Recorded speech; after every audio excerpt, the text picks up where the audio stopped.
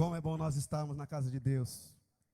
Como é bom poder voltar para esse lugar, poder reencontrar pessoas que nós amamos, ver alguns rostinhos novos, outros não tão novos como Samuel, né? Glória a Deus. Mas Deus tem sido bom para conosco. Queridos, abra sua Bíblia, livro do Evangelho, segundo escreveu Marcos.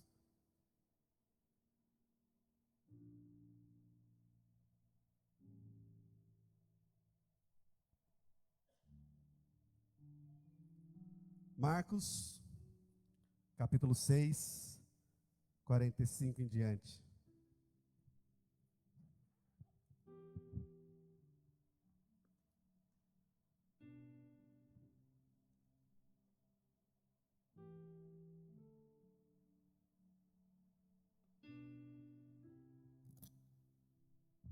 Vai dizer assim a palavra do Senhor. E logo a seguir, Jesus fez com que os seus discípulos entrassem no barco e fossem adiante dele para o outro lado, para Betsaida, enquanto ele despedia a multidão. E tendo-os despedido, ele subiu ao monte para orar.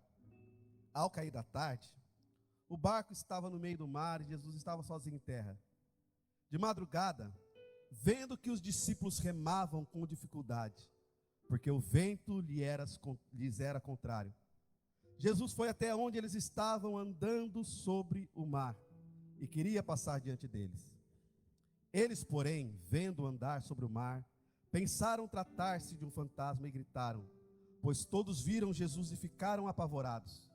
Mas Jesus imediatamente falou com eles e disse: coragem, sou eu, não tenham medo. Vou repetir: coragem, sou eu, não tenham medo. Então subiu no barco para estar com eles e o vento cessou. Amém? Mais uma vez, feche seus olhos, curva sua cabeça. Pai, diante da tua presença nós estamos aqui, Senhor, com temor e tremor, Deus, para podermos, ó Pai, transmitir, ó Deus, toda a verdade da tua palavra ao coração dos teus filhos, Senhor. Deus, no nome do Senhor Jesus, ó Pai, tua palavra nos ensina que assim, Pai, como as águas, ó Pai, assim como a chuva, Pai, ela desce, Pai, e volta ao céu, Senhor, para cumprir aquilo que foi designado, Senhor. Assim é a palavra que sai da tua boca, Deus, e ela não voltará para trás vazia, Senhor. Encontre nessa noite nossos corações, ó Pai, com lugar, ó Pai, preparado, Senhor. Pai, regado pela semente da tua palavra, para que possa produzir em nós frutos dignos de arrependimento, Senhor. Nos abençoe nessa hora na transmissão, meus irmãos, na recepção da tua palavra, e toda e qualquer ave de rapina, Deus, que possa tentar roubar as preciosas sementes do teu evangelho, sejam repreendidas em o nome do Senhor Jesus, Pai. Pedimos a tua graça, o teu favor, fale com a tua igreja, no nome de Jesus. Amém. Glória a Deus. Queridos, estava pensando em algo para poder ministrar ao coração dos irmãos. O pastor Eliseu havia me convidado para poder ministrar. E o Espírito de Deus tem me incomodado nesses dias, através de uma palavra, que você vai entender no contexto disso. E eu quero ministrar subjugado ao tema: saia da sua zona de conforto. Amém? Fala para as pessoas: saia da sua zona de conforto. Essa mensagem, ela trouxe um confronto no meu coração, um confronto no meu espírito. Essa narrativa bíblica, segundo Marcos, ela é um pouco diferente do que está na narrativa de Mateus, na narrativa de João. Você vai encontrar isso nos evangélicos sinóticos, ou seja, aqueles que tratam acerca da vida de Jesus. São 4 evangelhos, mas não são 4 evangelhos diferentes. São 4 evangelhos, o evangelho de uma pessoa só, o evangelho de Jesus Cristo. Segundo escreveu Mateus, Marcos, Lucas e João. Cada um apresentando a sua perspectiva. E nessa perspectiva que Marcos está dizendo, nós começamos introduzindo dizendo que Jesus está falando que logo em seguida, Jesus fez com que seus discípulos entrassem no barco. Só que essa narrativa está um pouco suave, porque a palavra original diz que Jesus forçou os seus discípulos a entrarem no barco. Jesus obrigou os seus discípulos a entrarem no barco. O cenário que antecede essa cena é o cenário da multiplicação dos pães e dos peixes.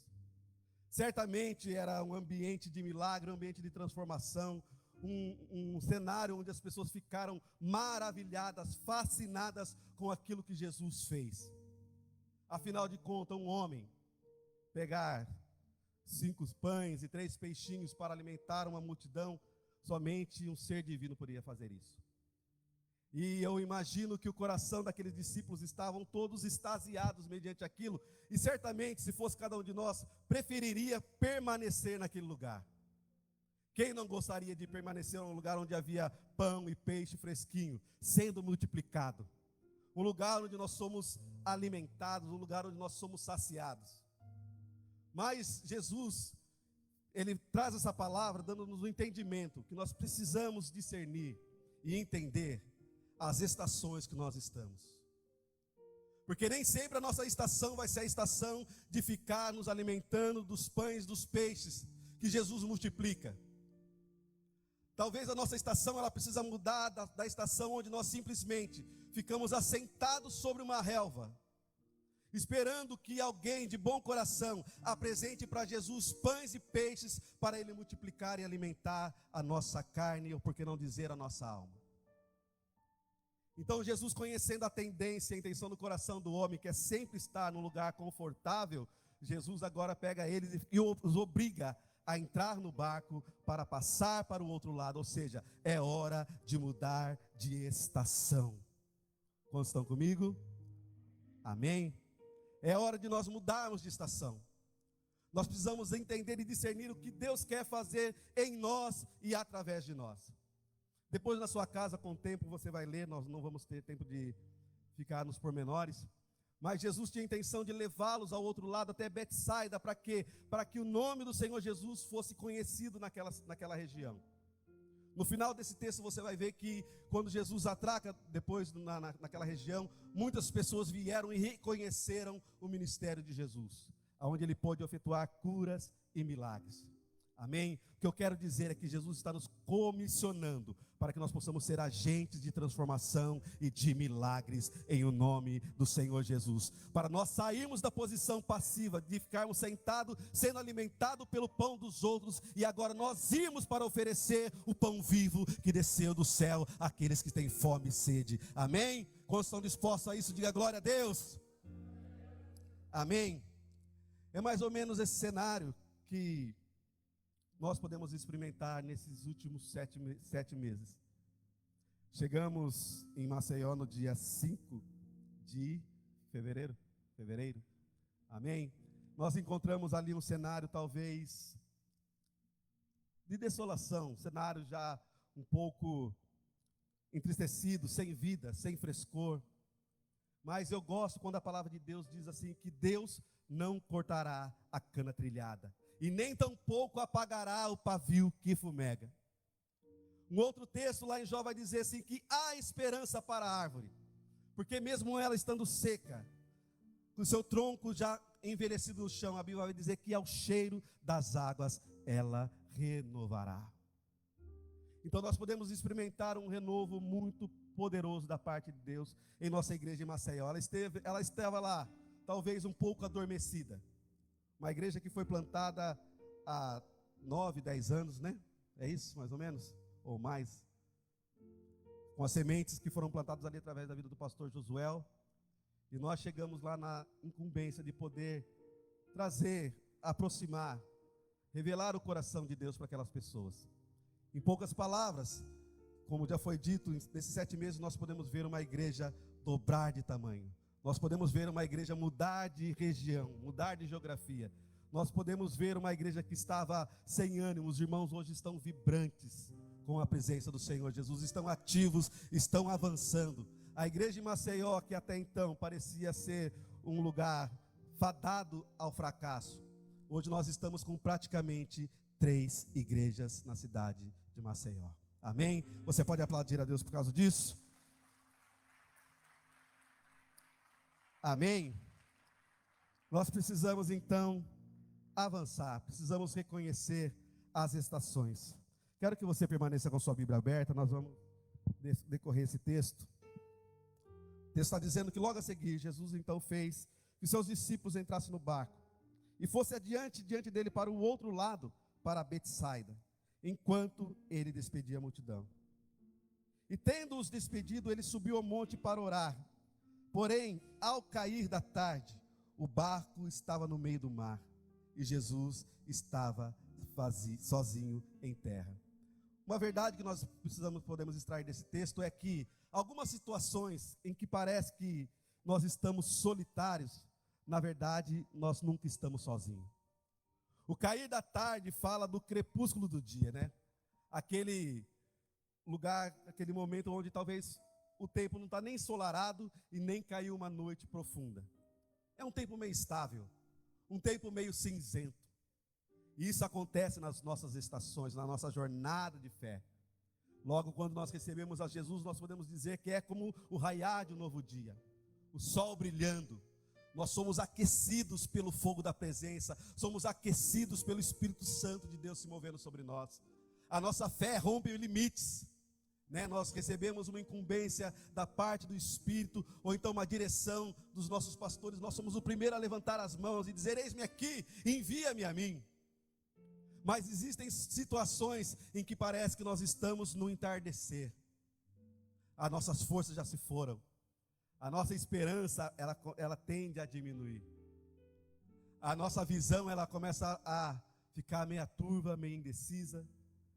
E nós nos encontramos muitas vezes parecendo que nós estamos num lugar deserto, num lugar vazio. Os discípulos se encontravam nessa situação no meio do mar. O verso seguinte vai dizer que eles entraram no mar e eles começaram então a remar com força. Por quê? Porque o vento era contrário. O vento era contrário, então era necessário que eles empregassem força, era necessário que eles redobrassem o ânimo. Só que existem ventos que vêm sobre nossas vidas, nós acreditamos e dizemos que é obra do nosso adversário.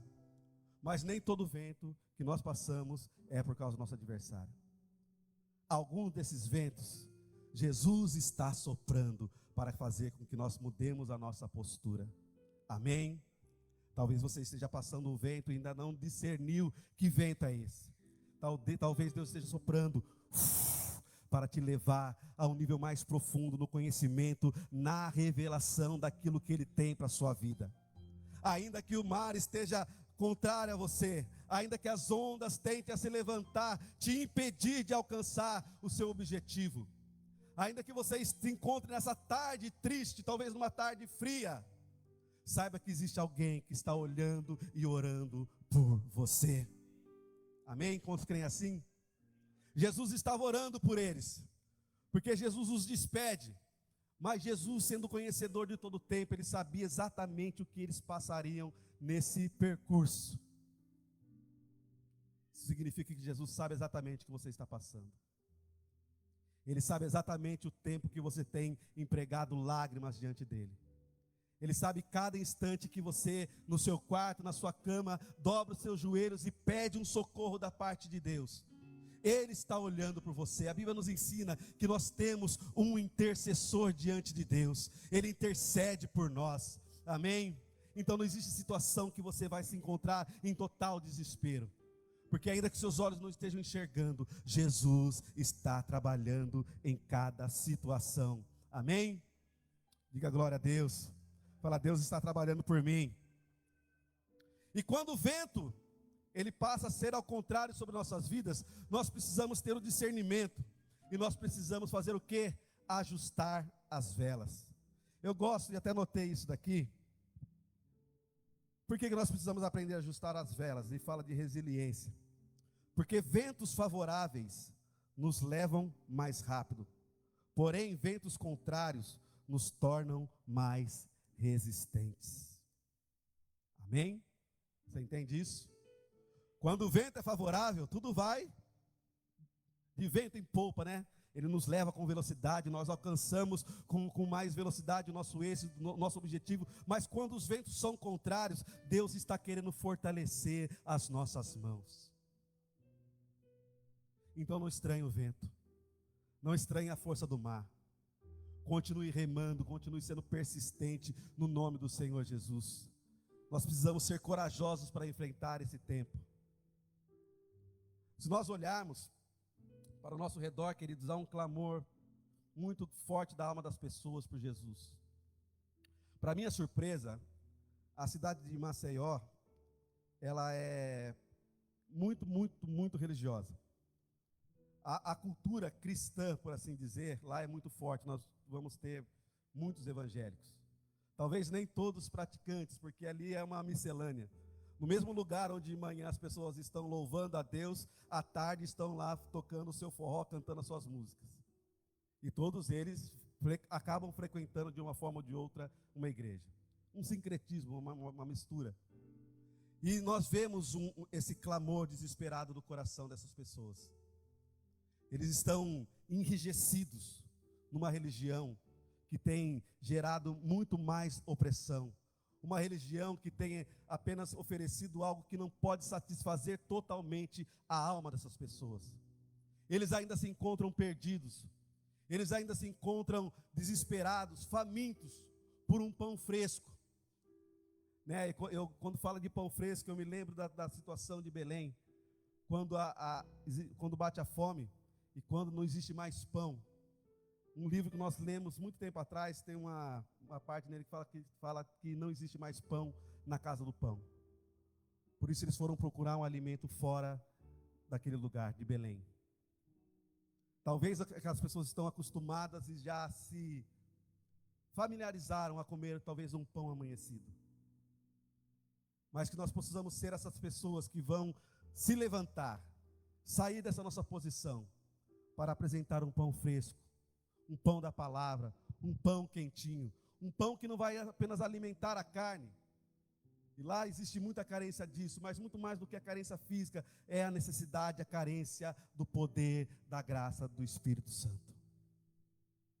E eu fico feliz por poder promover e por talvez poder ajudar a construir essa ponte. E nós sabemos que isso não parou, sabemos que essa obra, ela não está paralisada. Nós apenas abaixamos a nossa vela e nós estamos navegando conforme o Espírito Santo de Deus nos dirige. A palavra de Deus vai dizer da seguinte forma: o vento sopra onde quer e ouves a tua voz. Assim é todo aquele que é guiado, conduzido pelo Espírito Santo. Amém? Deus está nos comissionando para que daqui de Americana, aqui de São Paulo, nós possamos alcançar vidas no Nordeste, alcançar as vidas em São Paulo, alcançar as vidas ali em, Presidente Epitácio, Piracicaba, Santa Bárbara.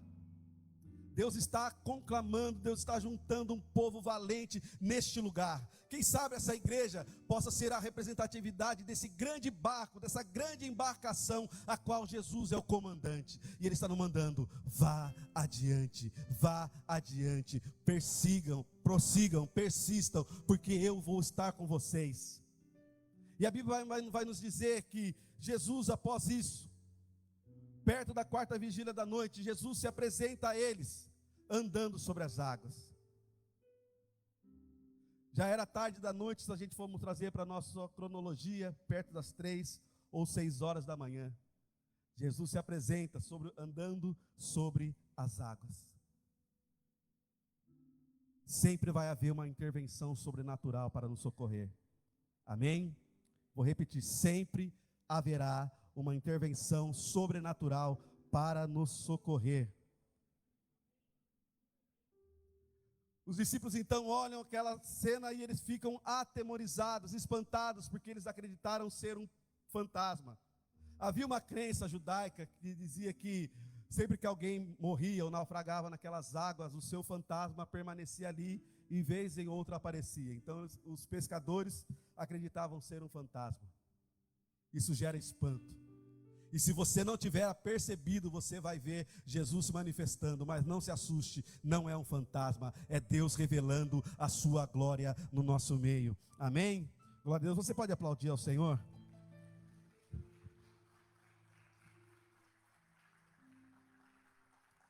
Jesus aparece andando sobre as águas, ou seja, Jesus está acima de toda e qualquer dificuldade.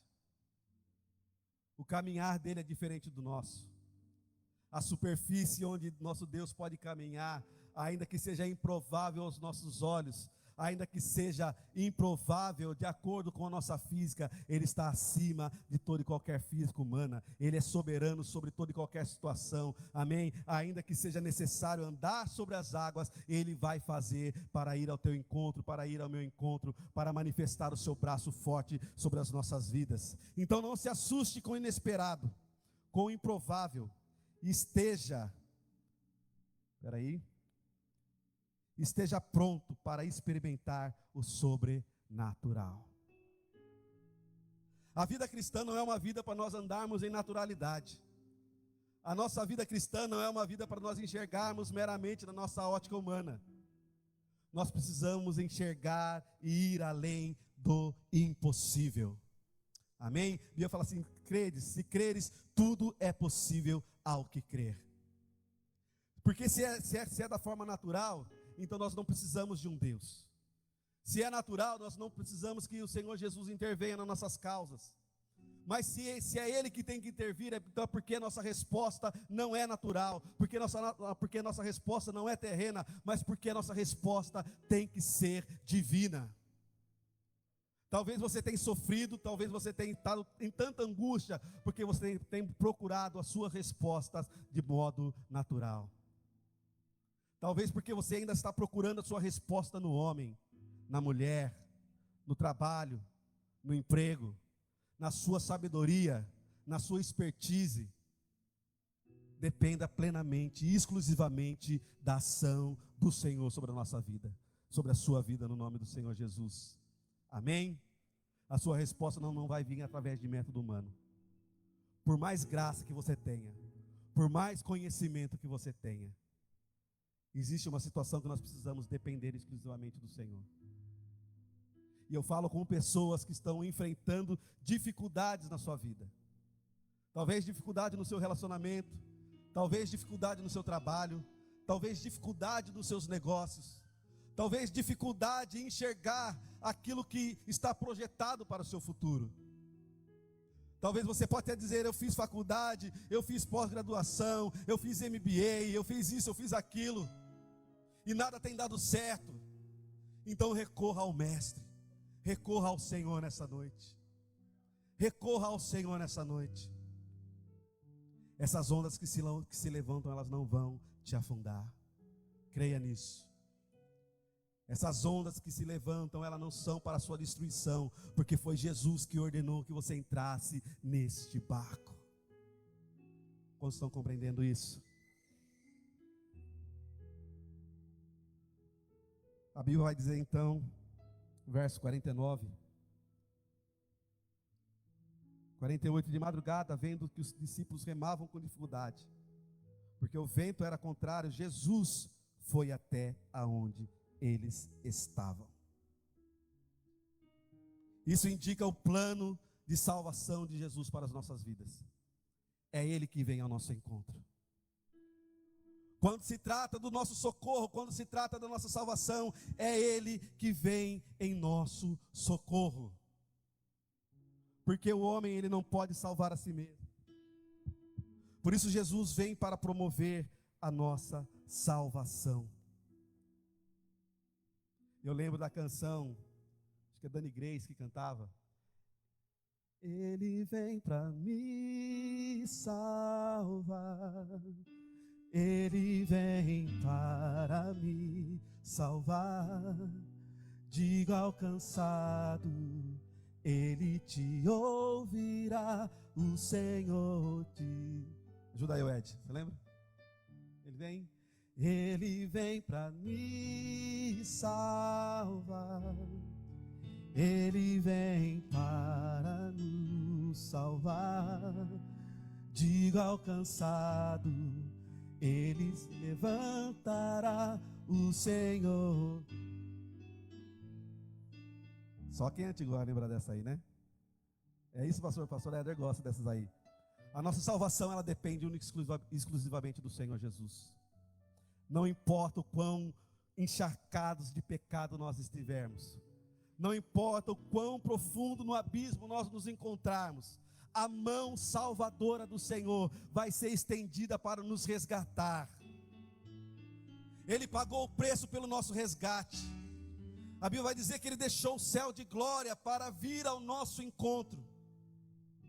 Jesus, Ele mesmo precisou sair talvez da sua zona de conforto, habitando no céu, em toda a plenitude do coração, no seio do seu Pai. Mas a Bíblia nos ensina que Ele esvaziou-se de si mesmo. Ele deixou a sua glória, se tornando na forma de homem, para se tornar semelhante a mim e a você, para conhecer os meus problemas, para conhecer os seus problemas, para entender as minhas dificuldades, para entender as suas dificuldades, para sentir as minhas dores, para sentir as tuas dores, para estender as mãos dele e falar assim: eu posso te salvar, eu posso te resgatar. Feche seus olhos. Feche seus olhos, coloque a sua dependência nas mãos do Senhor. Talvez você ainda esteja ouvindo o barulho dessas ondas no seu ouvido. Talvez na sua pele, no seu corpo, você ainda sente o bater de um vento que não cessa. Talvez a sua alma se encontre extremamente angustiada, aflita. Talvez sua mente bombardeada, tentando minar a sua fé, tentando minar a tua esperança. Porque a noite é escura, porque eu não consigo enxergar o meu amanhã, porque eu não consigo enxergar a resposta, a solução para esse problema que eu estou atravessando. Porque eu estou num barco e eu não consigo avançar mais, porque as minhas forças já se foram. Mas eu ouço, talvez pela fé, um som, uma voz de alguém que vem andando por cima das águas, rompendo todos os limites, rompendo todas as dificuldades, porque Ele vai ao meu encontro, porque Ele vai ao teu encontro, porque Ele está me enxergando, Ele está vendo que eu não posso vencer sozinho, porque Ele sabe que eu não vou conseguir chegar ao meu destino se Ele não estiver do meu lado. Por isso Ele se apresenta e Ele diz: não temas. Por isso Ele se apresenta e diz: ei, tenham bom ânimo, tenham coragem. Deus está falando com pessoas que têm coragem nessa noite, amém? Cadê os corajosos? Levante tuas mãos, deixa eu te conhecer. Deixa eu te conhecer, porque Deus gosta de comissionar os corajosos. Foi isso que Ele falou para Gideão. Gideão estava numa zona de conforto, talvez. A terra foi assolada pelos midianitas, mas Gideão estava lá, malhando trigo no lagar para se pôr a salvo dos midianitas. O lugar que ele estava, para ele e para sua família, era um lugar seguro. Ele estava protegido. Ele estava na sua zona de conforto. Mas Deus vai lá e fala assim: levanta, Gideão, porque você vai lutar e vai batalhar contra os midianitas. E ele fala assim: eu? O menor da casa do meu pai? Ele falou assim: ser forte, varão valoroso, porque Deus é contigo. Ser forte, varão valoroso, varão corajoso. E depois nós sabemos que Ele comissiona uma multidão de pessoas, mas a palavra de Deus fala assim: não, é muita gente. Então fala para que os covardes, aqueles que têm medo, para que eles possam ir. Porque Deus não tem compromisso com quem não tem coragem. Entende? Deus não tem compromisso com quem não tem coragem. E ter coragem é exatamente isso, é se pôr na frente, sabendo que vai haver adversidade, sabendo que vai haver dificuldade, sabendo que vai haver oposições, mas nada disso vai ser capaz de deter, porque na nossa frente existe um general de guerra, um Deus vencedor de todas as batalhas. O nome dele é Jeová Sabaote, o Senhor dos exércitos. Ele é o nosso refúgio, o Senhor dos exércitos, Ele está conosco, amém? Se você conhece esse Deus, levante suas mãos aos céus, aplauda o Senhor, amém? E como diz o pastor Eliseu, digam glória a Deus, digam aleluia. Ele vem para nos salvar. Ele requer de nós coragem, e nós precisamos enfrentar as adversidades com coragem. E quando nós nos apresentamos nessa situação, quando nós saímos dessa zona de conforto, algo poderoso acontece. Quero ler. Verso. Saiu aqui.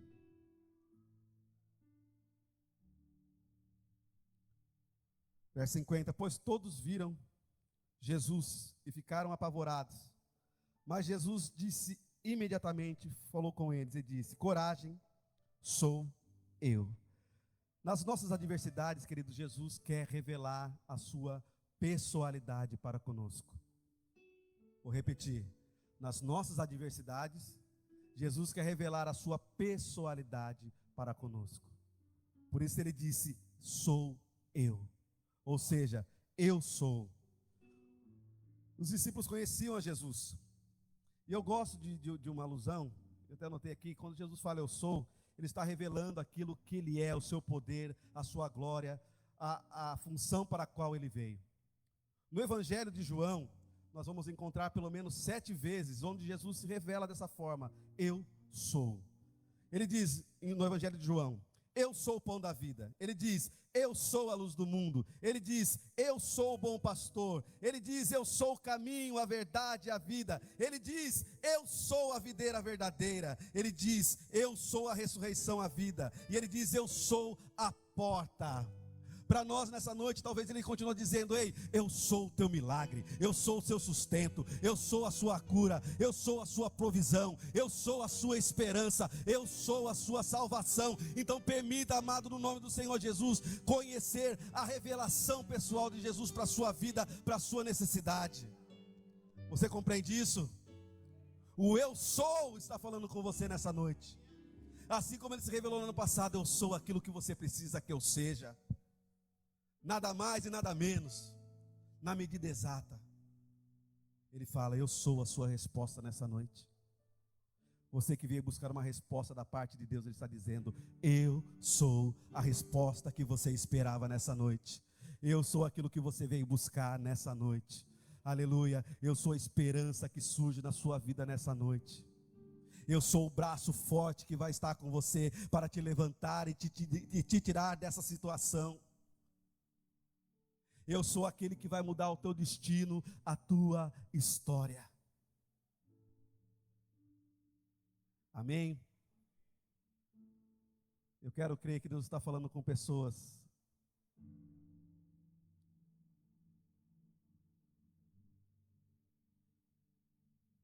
que têm se esfriado na fé durante talvez algum tempo. Talvez eu falo com alguém que deixou de percorrer o caminho da fé, porque perdeu a esperança, porque perdeu a alegria, porque perdeu o ânimo, porque as ondas vieram, te saculejaram, porque o vento veio e de alguma forma te paralisou. O eu sou nessa noite está falando com você: eu sou a sua resposta, eu sou a sua esperança, eu sou aquele que caminha ao seu lado. Eu sou aquele que nunca te desamparou, nunca te abandonou. Eu sou aquele que você falava comigo pelas madrugadas. Eu sou aquele a quem os seus lábios proferiam louvores. Eu sou o mesmo que te chamou, que te vocacionou. Jesus vem, agora ele entra no barco. Jesus se apresenta, ele veio ao nosso encontro, ele entra no nosso barco. E o que acontece, querido? O vento cessou. Eu declaro em fé no nome do Senhor Jesus, que os ventos que se levantaram sobre a sua vida, os ventos que se levantaram nesse tempo sobre o seu ministério, Jesus nessa noite, ele entra no barco para fazer cessar todo o vento, no nome do Senhor Jesus. Eu declaro em fé, no nome do Senhor Jesus, sobre a tua vida, um tempo de bonança, um tempo de refrigério, um tempo de descanso, no nome do Senhor Jesus. Só você que crê, só você que necessita desse tempo, no nome do Senhor Jesus. A hora é agora, o tempo chegou, e como profeta da parte de Deus, eu declaro, no nome do Senhor Jesus, vem calmaria sobre a tua vida, vem calmaria sobre a tua vida. Vem mudança de destino sobre você, sobre essa igreja, em o nome do Senhor Jesus. Jesus está chegando para mudar a tua história. Jesus está se colocando de novo sobre o barco das nossas vidas, para tomar a direção, para ser o Senhor das nossas ações, para assumir o leme das nossas vidas, para nos levar ao destino em segurança. Quantos de nós achamos que nós estávamos à deriva? Ora eu vou para cá, ora eu vou para lá, ora o vento me leva para trás, ora parece que eu vou tombar. A mensagem para o teu coração nessa noite é que Jesus está entrando no barco da tua vida. A mensagem de esperança é que Jesus entra agora para fazer acalmar toda e qualquer onda, todo vento forte, toda e qualquer tempestade. E eu creio poderosamente nisso que o pastor Eliseu, quando pegou o microfone, disse: é tempo de nós entrarmos no descanso do nosso Deus. Se eu tivesse que pregar nessa noite uma outra palavra, seria essa palavra sobre descanso. Deus me deu essa mensagem lá em Maceió. Porque Deus não nos fez para o trabalho, Deus nos fez para o descanso. Amém? Durante 6 dias Deus trabalhou, fez toda a natureza, toda a criação, sol, lua, estrela, seres viventes, aves no céu, répteis, peixes no mar, sol para governar o dia, lua para governar a noite. Em 6 dias Deus trabalhou intensamente, intencionalmente. No 6º dia Deus coloca o homem, faz o homem, aleluia, do barro, do pó da terra, sopra sobre suas narinas o fôlego de vida. Porque quando existe um sopro de Deus sobre nós, é porque Ele está produzindo vida. Quando existe um sopro de Deus sobre nossas vidas, Ele está trazendo esperança. Quando existe um sopro de Deus sobre nós, Ele está nos dando uma nova oportunidade para nos movermos nele. O sopro de Deus é o que nos habilita a viver conforme a vontade dEle. Foi assim com o primeiro homem, Adão, mas foi também assim com os discípulos, porque quando Jesus faz os seus discípulos e antes de os enviá-los para cumprir o propósito de Deus, Ele sopra nos discípulos, para que eles fossem conforme Ele é. No 6º dia Deus faz o homem, mas o próximo passo é o quê? Descanso. O próximo passo não é trabalho. O próximo passo não é fazer planilhas e fazer planejamento. O próximo passo é descanso e se relacionar com Deus. Amém? Vou te dar essa dica. O próximo passo é descanso e relacionamento com Deus. Se você inverter isso, vai atrapalhar a sua vida. Então entenda, Deus faz cessar agora todo o vento, para que você possa viver um tempo de descanso e um tempo de relacionamento com Deus. Amém? Quantos estão preparados para viver o extraordinário da parte de Deus nesse lugar, no nome do Senhor Jesus? Quantos estão dispostos a sair dessa zona de conforto? Deixar a relva, deixar de se contentar com o pão que alguém traz para te alimentar, quando você pode, você mesmo ser o fornecedor desse pão, quando você mesmo pode se levantar para ser aquele que vai apresentar a esperança, quando você mesmo vai se levantar e vai apresentar aquele que pode solucionar o problema de cada um. Sai da zona do seu conforto e seja um agente de Deus. E às vezes nós pensamos que o cristianismo e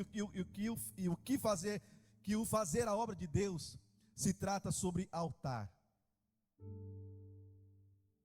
Não é apenas o altar que significa fazer a obra de Deus.